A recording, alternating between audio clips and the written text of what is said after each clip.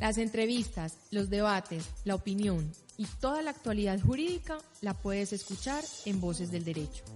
Programa realizado por la Facultad de Derecho de la Universidad CES y su emisora CES Radio.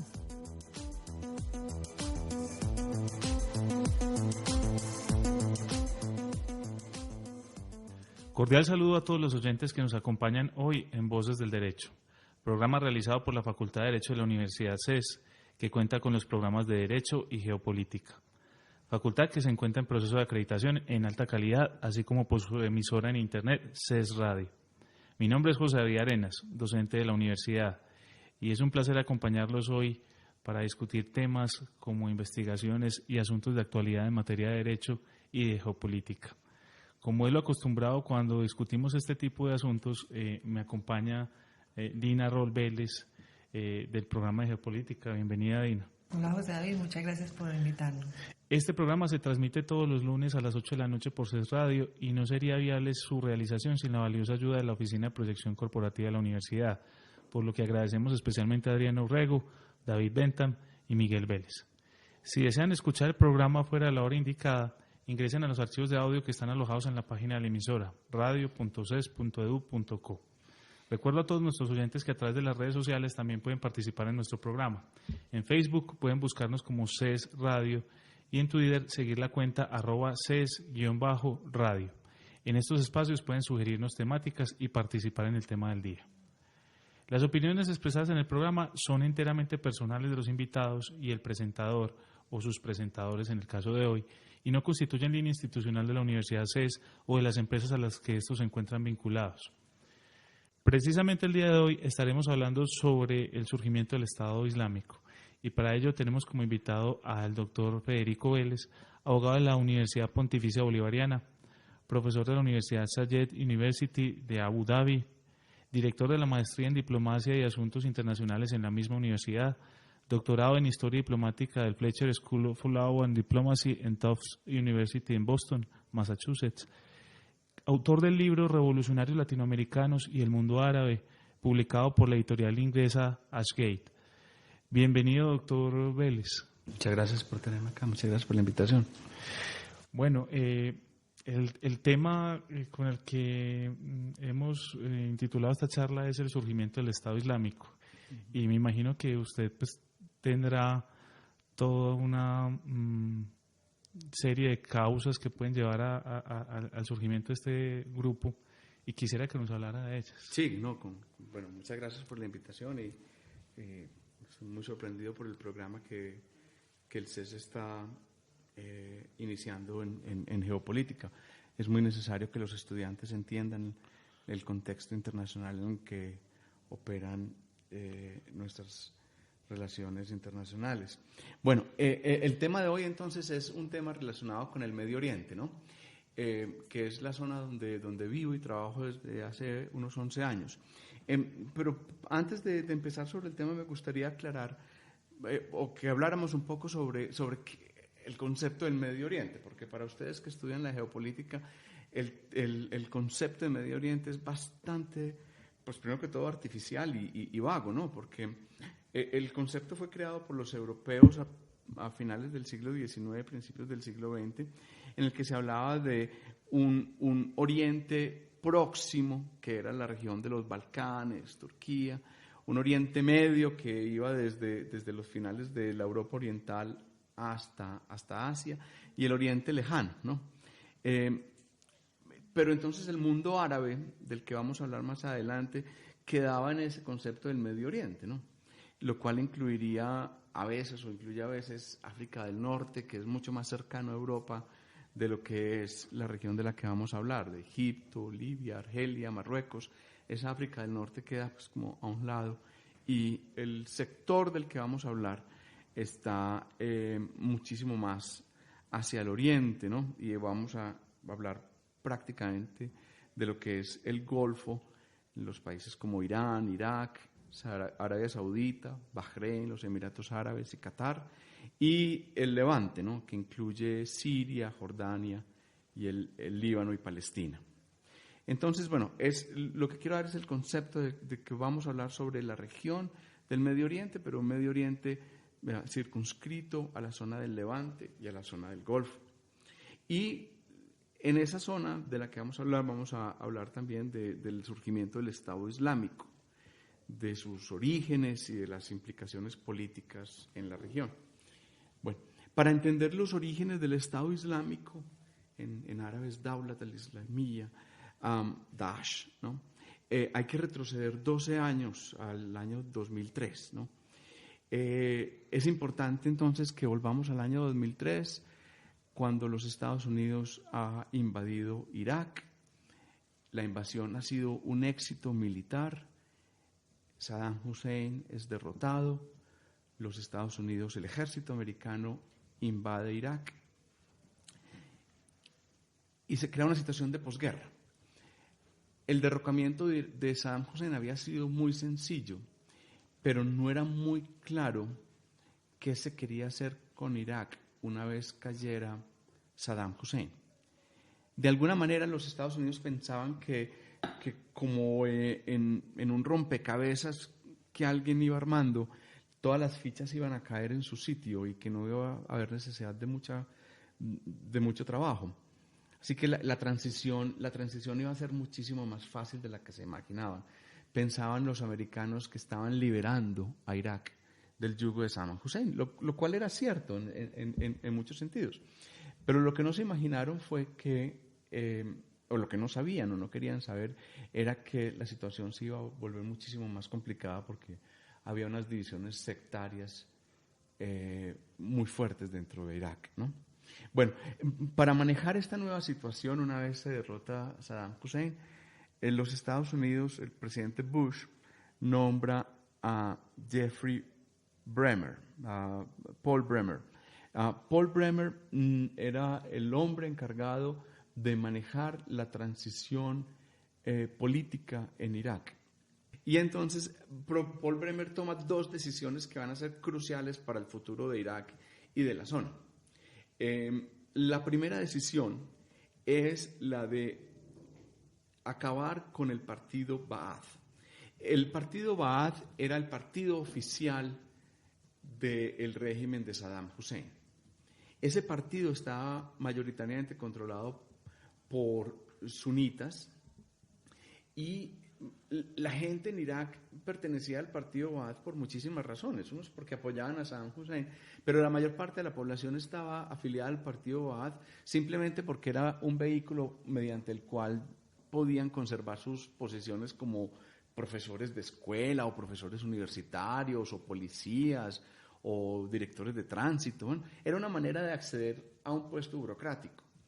Bueno, una vez el partido Ba'ath se declara ilegal, toda esta gente pierde su trabajo. Son miles de personas que antiguamente tenían un trabajo y ahora ya no lo tienen. La idea del comisionado Paul Bremer era que había que democratizar Irak y que la manera de hacerlo era destruyendo los vestigios del aparato político de Saddam Hussein. Bueno, eso fue un golpe fuerte para la población. El segundo decreto de Paul Bremer fue muchísimo más fuerte y fue desmantelar el ejército. Entonces, con la llegada de Paul Bremer en el año 2003, tras la invasión de Irak, Irak se queda sin el partido oficialista que ha gobernado Irak por los últimos 30 años y se queda sin un ejército, ¿no?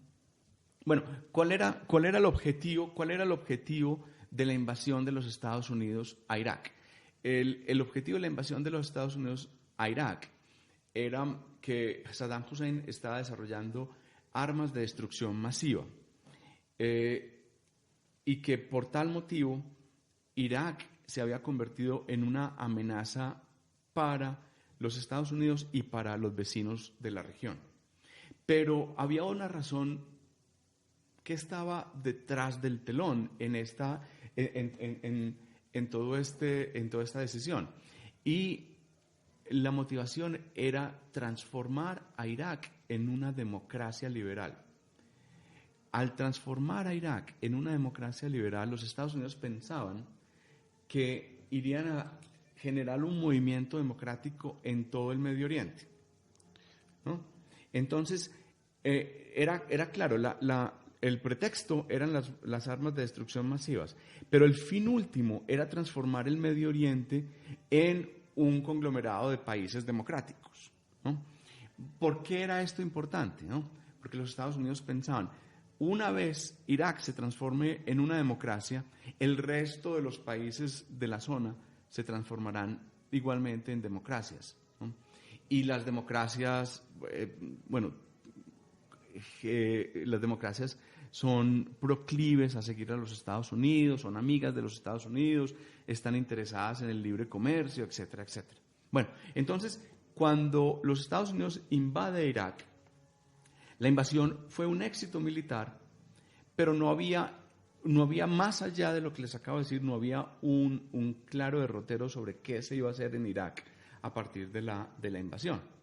Cuando los Estados Unidos se encuentra con este triunfo militar y este desconocimiento de la realidad del país, comete un error, y es nombrar a Paul Bremer como representante del gobierno de los Estados Unidos en Irak. ¿Y por qué fue un error?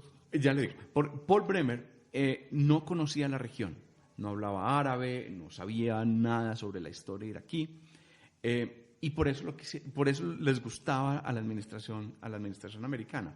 Él había trabajado con Henry Kissinger antes, y era un hombre que podía como hacer las cosas, al que le podían confiar una misión y el hombre podía hacer exactamente lo que necesitaban. Entonces le confiaron la misión de hacer esta transformación política en Irak. Y lo primero que hace Paul Bremer, días después de llegar, es tomar dos decisiones. La primera decisión es desmontar el partido Ba'ath. El partido Ba'ath era el partido político que estaba gobernando a Irak desde más de 3 décadas.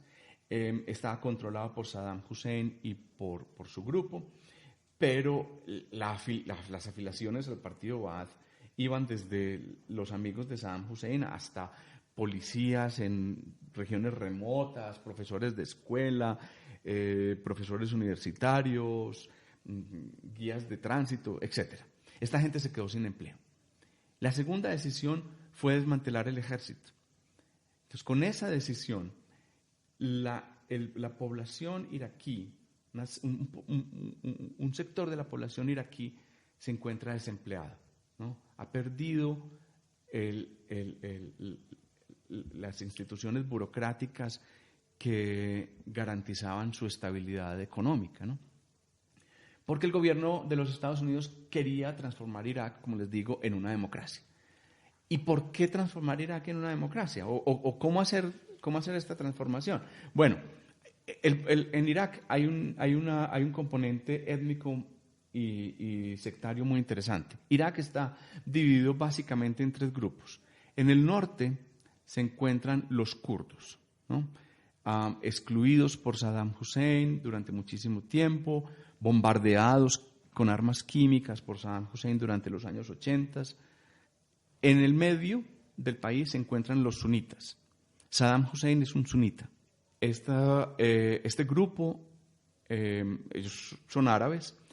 Esta secta del Islam ha gobernado Irak durante toda su historia. Saddam Hussein es parte del grupo sunita. Son alrededor del 20%, o sea, son la minoría del país. Y al sur del país se encuentra también una población árabe, pero sectariamente son chiitas, ¿no? Reprimidos, desplazados políticamente, marginalizados por el régimen de Saddam Hussein. Entonces lo que dice Paul Bremer es: vamos a tener que abrir el país para que todos estos grupos participen y el país no solamente esté controlado por los sunitas. Por una minoría. Por una minoría, exactamente, ¿no? Entonces Paul Bremer llega con un plan democrático. Exactamente, de abrir las puertas a la participación de todos estos grupos, ¿no? ¿Qué pasa ahí? Bueno, entonces, ¿qué pasa? Que lo primero que hace es acabar con el ejército y acabar con el partido Ba'ath, que empleaba mayoritariamente sunitas. Esta gente se queda sin empleo. Y pasan a ser una mayoría gobernante, una mayoría reprimida. Exactamente. Bueno, siempre fueron minoría. Perdón, sí, siempre fueron minoría, ¿no? Ahora, lo que pasa es que quedan desplazados del poder, quedan desplazados del poder. ¿Quién queda en el poder Entonces, en ese momento? Ya vamos a eso, ¿no? Por ahora están los americanos administrando o tratando de administrar la situación. Pero lo que es interesante es que alrededor de 300.000 hombres, ¿no?, jóvenes y armados quedan en las calles, ¿no? Esta gente no tiene trabajo, no hay posibilidades de trabajo, la situación en Irak está es difícil.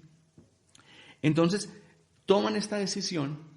72 horas después de tomar la decisión de abolir el ejército, empiezan los ataques fuertes que vimos en televisión todos, ¿no? O sea, los ataques contra las fuerzas de los Estados Unidos, que ahora son fuerzas de ocupación y que son el objetivo de los ataques militares, ¿no? O sea, pasan a ser un grupo... Empieza a formarse lo que a partir del 2003-2004 se empieza a conocer como la insurgencia, ¿no?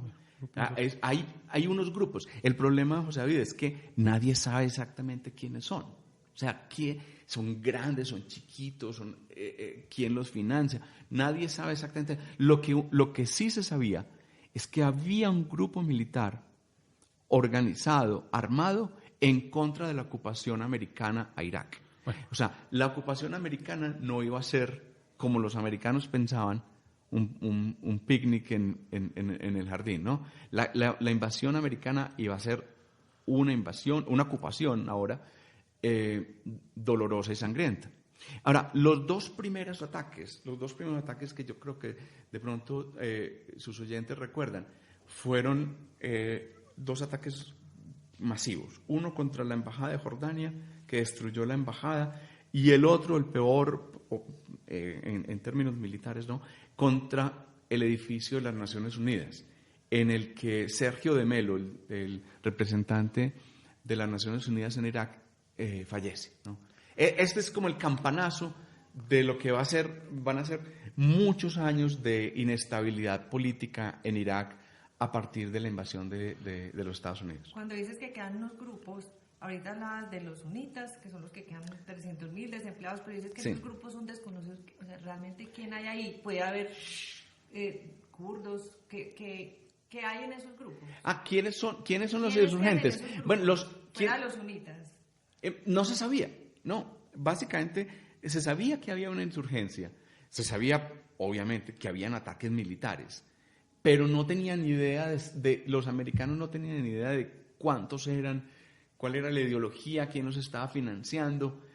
Era simplemente que habían estos ataques contra la ocupación del ejército norteamericano a Irak. Bueno, con este germen de lo que, digámoslo, fue el nacimiento de una insurgencia islámica, vamos a una pausa para continuar con la segunda parte del programa.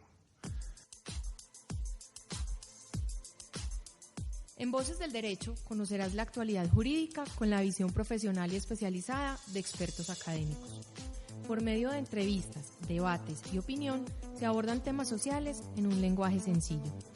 Voces del Derecho, programa realizado por la Facultad de Derecho de la Universidad CES y su emisora CES Radio. Regresando a la pausa, teníamos que ya hay un germen de una insurgencia islámica, hay una conexión con una corriente del Islam que es la sunita, porque fue una corriente entonces despojada del poder en Irak. ¿Cómo empieza entonces a organizarse, digámoslo, esa insurgencia? ¿Cómo se va dando ese proceso? Sí, bueno, como te digo, al principio no se tenía muy claro que esta insurgencia era una insurgencia islámica. Lo que había era un grupo militar que estaba atacando las fuerzas de ocupación de los Estados Unidos y que la situación se estaba descontrolando, ¿no? Que los Estados Unidos no iba a poder hacer una transición hacia la democracia tal cual se la habían imaginado idealmente en alguna oficina en Washington, que esto iba a ser muchísimo más complicado. Como les dije, las fuerzas de ocupación empiezan a detener gente en las calles. Muchas de estas personas son mandados a una prisión muy famosa en Irak que se llama Abu Ghraib. Esta prisión había sido utilizada por Saddam Hussein durante su gobierno. Allí se torturaron miles de iraquíes. Ahora llegan los Estados Unidos y básicamente sigue el mismo proceso, ¿no?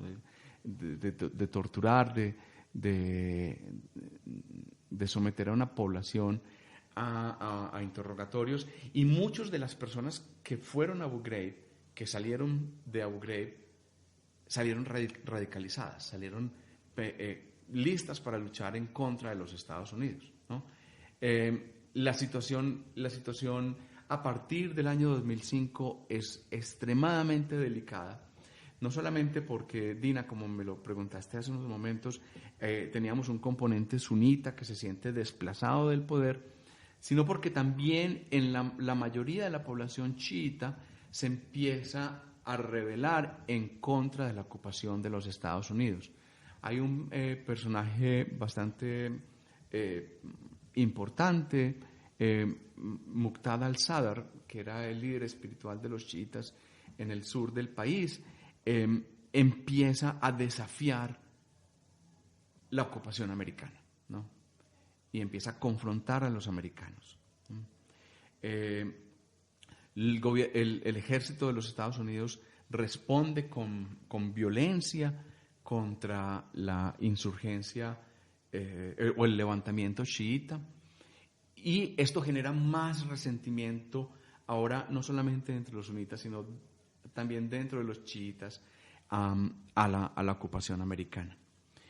Pero bueno, los Estados Unidos empieza entonces con esta serie de dificultades a promover una transición democrática, y pasa una situación bien interesante, porque fíjense que los chiitas, que son la mayoría, que no querían la invasión, se encuentran con que con las nuevas reglas del juego pueden imponer un nuevo gobierno, porque si vamos a contar votos, los chiitas son mayoría.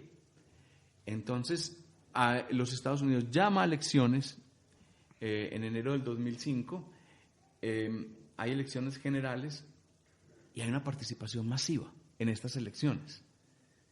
Parece que la transición pudiera ser posible, pero esas elecciones tienen un componente muy significativo.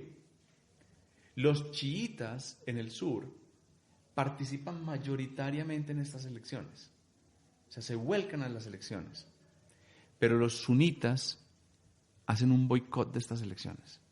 Dicen, no, aquí no hay garantías, nosotros no vamos a participar. Entonces, a partir de ese momento, Irak se transforma en un país en el que sus gobernantes elegidos son de origen chiita, ¿no? Los sunitas han sido desplazados del poder por la ocupación militar y ahora por el proceso democrático. Irak, ¿cómo había sido históricamente? O sea, ¿desde cuándo venía la ocupación, digamos, en el poder de los sunitas, o los chiitas ya habían tenido antes el poder en Irak? No, los chiitas habían sido marginalizados del poder históricamente. por siglos. Entonces, ahora por primera vez en la historia los chiitas se hacen con el poder en Irak, ¿no? Y esto va a tener unas implicaciones muy fuertes dentro de Irak, pero no solamente dentro de Irak, sino en toda la región. Y eso lo podemos analizar pues, en unos momentos, ¿no? Porque son ahora los chiitas quienes controlan el poder. No, hay otro elemento interesante en todo esto, ¿no? Al-Qaeda empieza a hacerse sentir en Irak, ¿no? Y Al-Qaeda empieza, la estrategia de Al-Qaeda es fomentar una guerra civil, un confrontamiento entre sunitas y chiitas.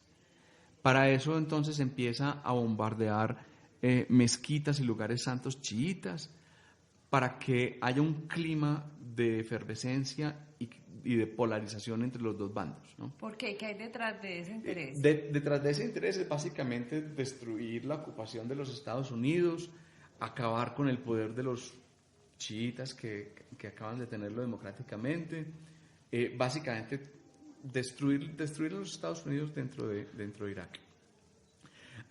Y es claro que a partir del año 2005, con la aparición de estas divisiones sectarias, que ya toman como el rasgo de una guerra civil entre sunitas y chiitas, Irak empieza a desintegrarse, ¿no? En el año 2006 es elegido como primer ministro Nouri al-Maliki.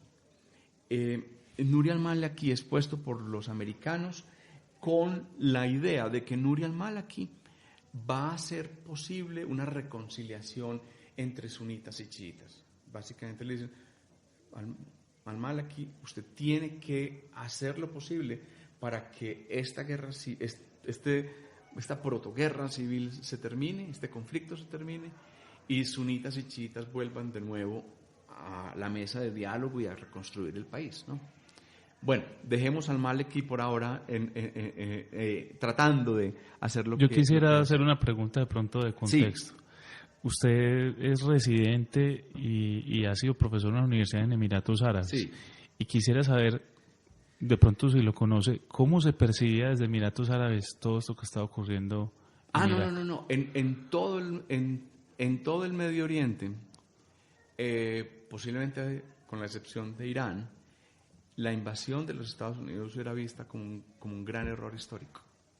Un gran error histórico porque básicamente lo que se estaba haciendo era alterar un balance de poder entre sunitas y chiitas en toda la región.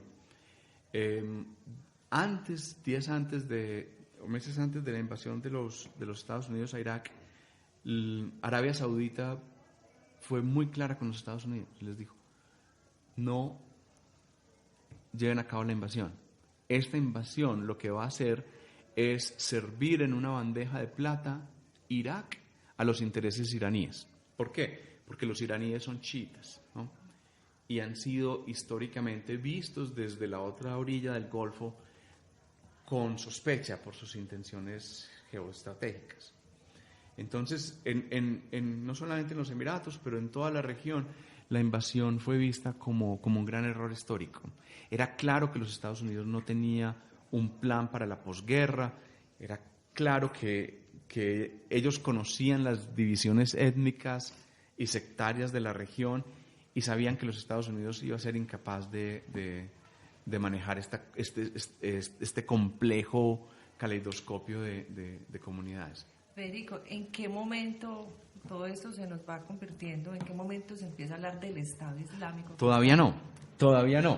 Entonces, seguimos en la guerra, ¿no? Irak se está desintegrando.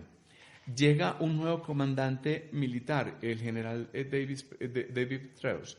Y lo que hace Petraeus es interesante. Él estudia la situación y dice, miren, los sunitas no son amigos de Al-Qaeda. Esta amistad, esta posible alianza entre Al-Qaeda y los sunitas no existe. De hecho, Al-Qaeda está llena o compuesta por muchos militantes extranjeros que no son iraquíes y los sunitas se sienten también víctimas del accionar de Al-Qaeda. Entonces lo que hace Petraeus es bien inteligente. Él va a las diferentes comunidades sunitas, les dice, paren esa relación con Al-Qaeda, trabajen con el gobierno de los Estados Unidos.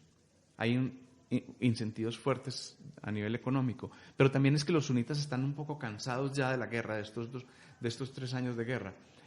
Y es muy interesante porque los jefes sunitas deciden trabajar con el gobierno de los Estados Unidos en contra de Al-Qaeda, ¿no? Entonces, por primera vez, estos hombres que al parecer estaban que estaban atacando al gobierno de los Estados Unidos, a las fuerzas de ocupación americanas, dejan de hacerlo y se convierten en aliados de los Estados Unidos en contra de Al-Qaeda. Estos grupos militares son llamados a partir de ese momento los hijos de Irak, ¿no? Entonces, los hijos de Irak son sunitas,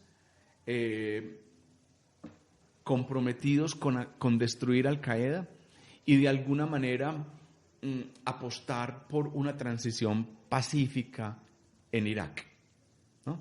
Para eso cuentan los Estados Unidos con el señor que les acabé de mencionar, Nouri al-Maliki, ¿no? Entonces, la pregunta era, ¿será posible una transición política pacífica en Irak? Al-Qaeda empieza a retroceder. a partir del año 2008 es claro que Al-Qaeda empieza a retroceder y de hecho los ataques militares en Irak, la situación política empieza a mejorar muchísimo en Irak a partir del año 2008. ¿Qué pasa? Que el año 2008 también es año de elecciones en los Estados Unidos, llega un nuevo presidente, Barack Obama no está muy interesado en continuar la ocupación iraquí. Pero antes de que hablemos de Barack Obama, yo estoy seguro que sus oyentes se acuerdan de un hecho muy, muy significativo. Ya para despedirse de Irak, el presidente Bush va a Irak y se reúne con Nouri al-Maliki. Tiene una rueda de prensa, están hablando de la transición política. Bueno, parece que las cosas van mejorando en Irak. El presidente Bush tiene una rueda de prensa con Nouri al-Maliki y un periodista le lanza un zapato a George Bush. ¿Se acuerdan de esa imagen, no? Claro que sí. Esa imagen como que para mí resume lo que el agradecimiento de los iraquíes a la invasión, ¿no? Era como usted destrozó lo que teníamos, por mal que fuera, por horrible que fuera, lo presente es mucho peor. En fin, el presidente Bush deja a Washington, llega el presidente Obama y hay un compromiso firmado por Bush que dice las tropas de los Estados Unidos van a estar hasta el 2011. El presidente Obama llega al poder y dice, es exactamente el diciembre del 2011. Después del 2011 nosotros nos vamos de Irak.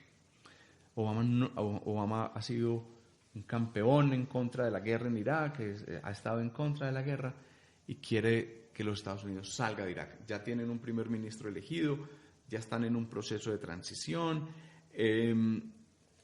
Cualquier cosa ya la deben resolver los iraquíes mismos. Muy bien. Yo les he hablado de Nouri al-Maliki como un hombre que puede hacer la transición. Bueno, lastimosamente ese no es el caso. Lastimosamente Nouri al-Maliki no tiene la estatura política para ser el hombre que haga posible esa transición pacífica. Nouri al-Maliki, un chiita, llega básicamente con el objetivo de desplazar a los sunitas del poder, de no permitir que vuelvan de nuevo al poder. Es un hombre que de alguna manera ha sido, sus enemigos lo tildan de paranoico, que ve en cada sunita el regreso del partido Ba'ath, el regreso de Saddam Hussein, y quiere que eso no pase. Entonces, purga a los sunitas del ejército, los saca de las administraciones públicas, lanza una persecución en contra de los sunitas dentro del gobierno que alarma al gobierno de Barack Obama, ¿sí, no? Esto, ¿qué está pasando, no? Entonces, fíjense una situación muy interesante. Los hijos de Irak, los que les conté, los sunitas que habían aceptado trabajar con el gobierno de los Estados Unidos, de pronto dicen, bueno, ya esto tiene que parar, no podemos seguir con este gobierno que nos está persiguiendo. Y no solamente persiguiendo, pues eran muchísimos sunitas que a partir de este momento empiezan a ser encarcelados, torturados, masacrados por el gobierno o por milicias chiitas dentro de Irak, que empiezan a actuar con un poco de impunidad y básicamente con la aquiescencia del gobierno central en Bagdad. Muy bien, estamos ya entonces en un escenario de salida de Estados Unidos de Irak. Correcto, sí. Un escenario donde el poder chiita empieza, digámoslo en cierta medida, a abusar, buscando una purga y buscando mantenerse, digámoslo, de forma permanente y evitar un retorno de las fuerzas que avalaban a Hussein. Y estamos en un mundo en el cual ya Estados Unidos, consciente del error estratégico, se retira. Correcto. Uh-huh. Entonces, en este punto vámonos a una pausa para continuar en el punto axial del surgimiento del ISIS como tal. Bien. Gracias. En Voces del Derecho conocerás la actualidad jurídica con la visión profesional y especializada de expertos académicos. Por medio de entrevistas, debates y opinión, se abordan temas sociales en un lenguaje sencillo. Voces del Derecho, programa realizado por la Facultad de Derecho de la Universidad CES y su emisora CES Radio.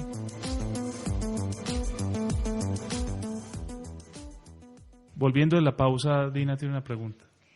¿Cuál es el efecto que pasa después de la salida de Estados Unidos de la región? Sí, como veníamos diciendo, Dina, entonces, a la salida del ejército norteamericano, Nouri al-Maliki se encuentra con el poder total y absoluto en Irak.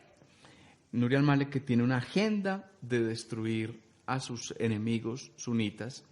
Te voy a dar un ejemplo. Nouri al-Maliki acusa al vicepresidente,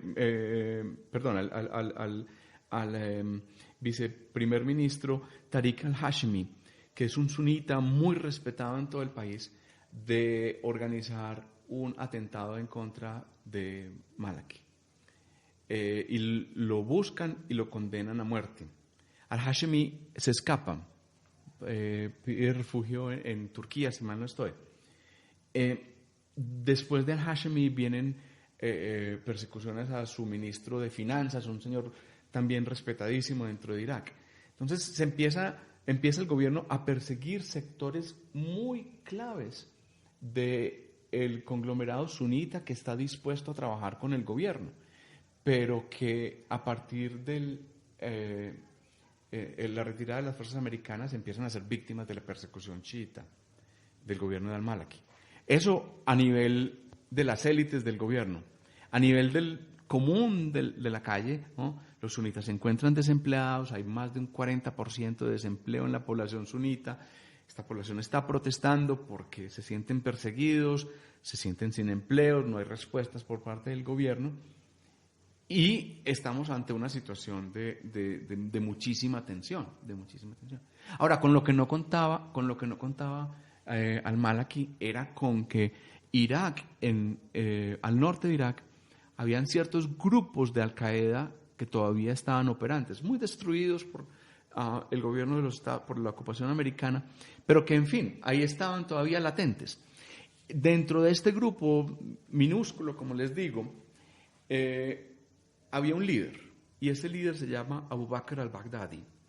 Y Abu Bakr al-Baghdadi ha estado detenido en una prisión anteriormente, luego los americanos lo soltaron, y él es el jefe de Al-Qaeda en Irak. Y este hombre empieza a organizar su grupo militar y cuenta con la buena fortuna para ellos de que en Siria se estalla una guerra civil y milicianos sirios empiezan también a cruzar la frontera y llegar al norte de Irak a pelear en favor de Al-Qaeda. Al-Qaeda se hace más fuerte en Irak y se empieza a radicalizar de una manera. Ante esa radicalización de Al-Qaeda en Irak, el gobierno de Maliki responde con mayor represión, hasta que en el 2014 es claro, 2013-2014, es claro que ya no, el grupo en sí no responde al nombre de Al-Qaeda, sino que tiene una ambición política mucho más grande. Ya no se llaman Al-Qaeda, se llaman el Estado Islámico en Irak y el Levante, Daesh. Entonces han abandonado no solamente han abandonado las pretensiones de ser un grupo militar en contra de Irak y han abrazado unas pretensiones muchísimo más ambiciosas, y es la de crear un Estado Islámico en lo que antiguamente se conocía como el Levante, ¿no? Ahorita pues podemos hablar más de eso en unos segundos. La respuesta del gobierno en Irak es básicamente de parálisis, ¿no? Estos milicianos están bien armados, bien entrenados y tienen una convicción última de que pueden derrotar al gobierno del Maliki. Y el ejército iraquí ofrece absolutamente, no ofrece ninguna resistencia al avance militar de estos grupos radicalizados. Es así como en el año 2014 empiezan a hacer unos avances militares y se toman dos ciudades muy importantes en Irak, Mosul y Ramadi, ¿no? Este grupo, que ya no es una insurgencia, que ya no es un grupo, ya no es una guerrilla que va y ataca y vuelve y se esconde, es un grupo que tiene las pretensiones de crear un gobierno en Irak, y se llaman el gobierno islámico, ¿no? Que es bien interesante, porque lo que pretende este nuevo grupo es regresar al imaginario de los primeros tiempos de la comunidad islámica, ¿no? Es vivir de acuerdo con las normas fundamentales, ¿no? Por eso se llama fundamentalista, ¿no? Vivir con las normas esenciales del Islam. Y para eso la guerra está legitimada, ¿no? Para lograr la construcción de un Estado islámico. Ahora, como en Irak, la situación está muy clara. El gobierno iraquí no ha podido confrontar este nuevo desafío militar. Pero el Estado Islámico no se conforma solamente con tener una presencia en Irak. Su vocación es más regional. Expansionista, exactamente. Y entonces empiezan también a incursionar en Siria con muchísimo éxito. Lo que pasa es que la frontera entre Siria e Irak es en realidad completamente artificial, ¿no? Recuerden que estos estados fueron creados a partir de unas divisiones artificiales entre franceses e ingleses después de la Primera Guerra Mundial, ¿no? El Sykes-Picot Agreement de 1915 básicamente quedó oficializado después de la Primera Guerra Mundial. Entonces lo que dice el Estado Islámico es, estos bordes, estos límites son unos límites artificiales, son unos límites impuestos por Occidente, estos límites no obedecen a lo que nosotros esperamos obtener, que es la creación de un Estado Islámico en toda la zona. Y llaman entonces a la creación de un califato, ¿no? La creación de un Estado Islámico puro. Ahí me surgen entonces varias dudas. Sí. Usted menciona un califato y volver a la norma fundamental. Imagino una especie de gobierno fundamentado en la Sharia. Al mencionar todo eso, a veces uno cuando escucha las noticias se imagina el Estado Islámico es como una proclama más propagandística que otra cosa, pero por lo que usted nos dice aquí, podría dársele hasta ya el carácter de un Estado no reconocido, dado que tienen territorio de acuerdo a lo que nos está diciendo. O estoy equivocado, ya pasan de ser un grupo que es una organización. Tienen elementos, ¿no? Tienen un gobierno, tienen una población, los límites son discutibles, no son claros. Lo que no tienen es un elemento esencial de un Estado, es su capacidad de entrar en relaciones internacionales, ¿no? Eso te iba a preguntar, el reconocimiento Entonces, por parte de los sería un Estado no reconocido, ¿no? Hasta el momento. Sí, pero yo, pues, tanto como llamarlos un Estado, a mí me parece como difícil desde el punto de vista legal inclusive, ¿no? Porque hay una absoluta incapacidad de entrar en relaciones con otros Estados desde el punto de vista del derecho internacional.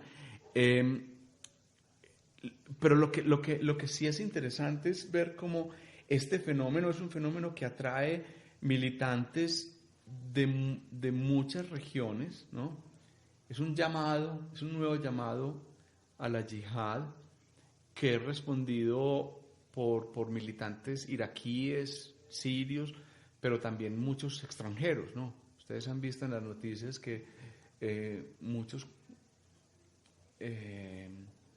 conversos o practicantes musulmanes han respondido al llamado del Estado Islámico y se han sumado a sus filas, ¿no? O sea, tiene en últimas, ¿no? De alguna manera la frustración que hay en la sociedad árabe se alimenta el llamado de esta población joven que busca, pues, un ideal de una nueva sociedad. Pero ¿se podría hablar de una guerra religiosa o sigue habiendo ese transformo de interés geopolítico por parte de X poblaciones? No, eso es muy interesante, ¿no? A ver, ¿es una guerra religiosa? Bueno, tiene elementos de una confrontación religiosa, porque el Estado Islámico es un Estado sunita, ¿no? Comprometido con destruir no solamente a los chiitas, sino todas las comunidades religiosas que se encuentren a su lado, ¿no? Ustedes han visto lo que han hecho con las comunidades cristianas en Irak, básicamente destruirlas, usar a sus mujeres como un trofeo de guerra, ¿no? Entonces, claro, si hay un elemento religioso, un llamado al califato, todo esto, pero lo que uno pues ve en toda la región es un rechazo masivo a esta interpretación del Islam por parte de pues, la gente del común que uno ve en los Emiratos, en Jordania, en Siria, en Palestina, en el Líbano, ¿no? Básicamente lo que ven es un extremismo militar bárbaro, ¿no? Bueno, o sea, han usado el Islam, claro, como estrategia aglutinante, pero la población en general básicamente ve con muchísimo rechazo, desprecio el accionar del Estado Islámico. De hecho, Federico, uno ve que hay un fortalecimiento de la Liga Árabe. ¿Cómo ves esa fuerza de esa unión de países como para enfrentar este fenómeno? Yo no sé tanto de la Liga Árabe, pero sí es claro que a partir del 2014, del año pasado, el Estado Islámico se ve como una amenaza militar, ¿no? Y los Estados Unidos entonces lo que empieza es a organizar una coalición de países, y en esos países se encuentran pues, Arabia Saudita, los países del Golfo, Jordania, que están luchando militarmente en contra del Estado Islámico. Ahora, lo que pasa es que es difícil, ¿no? Es difícil derrotarlos militarmente porque las condiciones del terreno pues no lo permiten. La coalición tiene pues, una superioridad aérea muy grande, pero hay que confrontarlos, ¿no? En el desierto, ¿no? Y allí es donde ellos tienen la ventaja. ¿Y ahí cuál es el papel de Turquía? Turquía tiene una situación muy complicada, ¿no? Turquía tiene una situación muy complicada porque ha recibido miles de refugiados sirios en la zona, y es una situación complicada por algo pues, que no hemos mencionado, ¿no? Y es que la población kurda de Irak se encuentra luchando contra el Estado Islámico, pero la población kurda de Irak, la población kurda de Siria, la población kurda de Turquía representa una posible amenaza contra los intereses turcos en la zona, ¿no? Porque ellos han reclamado la existencia de un Estado kurdo por muchísimos años. Y lo que no quiere Turquía es que esto se vuelva una derrota militar del Estado Islámico, se vuelva la antesala de la declaración de independencia de un Estado kurdo en la zona. Entonces hay cierta ambivalencia por parte de Turquía y volviendo del tema de los estados al tema de los grupos terroristas, Al-Qaeda, entonces, de acuerdo a lo que usted nos cuenta, fue en cierta medida parte de la génesis de ISIS o del Estado Islámico. Sí. Pero ¿qué pasa con Al-Qaeda? Entonces, ¿Al-Qaeda sufre una erosión y por la adición que se está dando al Estado Islámico? Correcto. ¿O aún coexiste como grupo? No, existe más que todo en Siria, ¿no?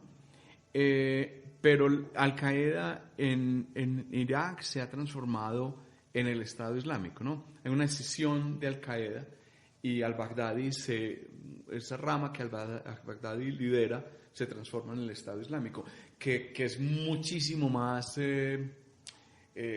sanguinaria que Al-Qaeda, ¿no? Por lo que hemos visto, ¿no?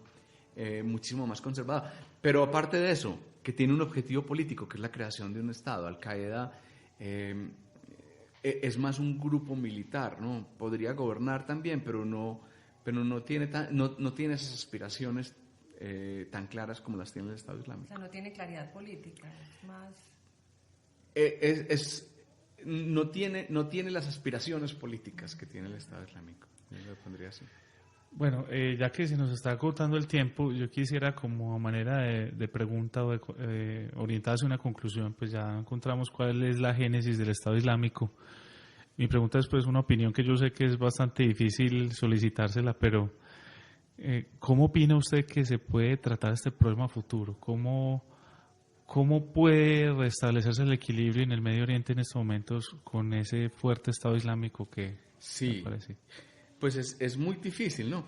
Pero lo que traté de pronto en esta charla fue como de que entendiéramos los orígenes históricos de este Estado Islámico. Y lo que traté de decir fue que nacen de la exclusión política, ¿no? Es un grupo militar que nace de la exclusión política que se presenta en Irak a partir de la llegada de Nur al-Maliki. Creo que la lucha contra el Estado Islámico tiene que ser una lucha militar, pues que hay que derrotarlos militarmente, pero que esto no es suficiente, ¿no? Que lo que necesitan los gobiernos futuros en Irak es un programa que incluya a sunitas, chiitas y kurdos en la construcción de un nuevo Irak. Que si no es de esa manera, va a haber violencia para mucho tiempo. Bueno, muchas gracias, profesor Federico. Le agradecemos que haya estado con nosotros y esperamos tenerlo en próximos programas. Muchísimas gracias. Federico, muchas gracias. Me gusta mucho como todo el enfoque histórico que le diste, porque de eso se trata precisamente la geopolítica. A veces nos limitamos a ver las noticias actuales y tratar de entender desde ahí qué está pasando, pero realmente este origen histórico y estos sucesos lo que nos da la claridad de lo que está sucediendo y de pronto plantear, como lo haces tú, una posibilidad de salida. Muchas gracias por esa claridad. Bueno, encantado. Felicitaciones por el programa y felicitaciones por los esfuerzos que están haciendo por tener un programa de geopolítica en el CES. Muchos éxitos. Gracias, buenas noches. Muchas gracias. Hasta luego. Las entrevistas, los debates, la opinión y toda la actualidad jurídica la puedes escuchar en Voces del Derecho. Programa realizado por la Facultad de Derecho de la Universidad CES y su emisora CES Radio.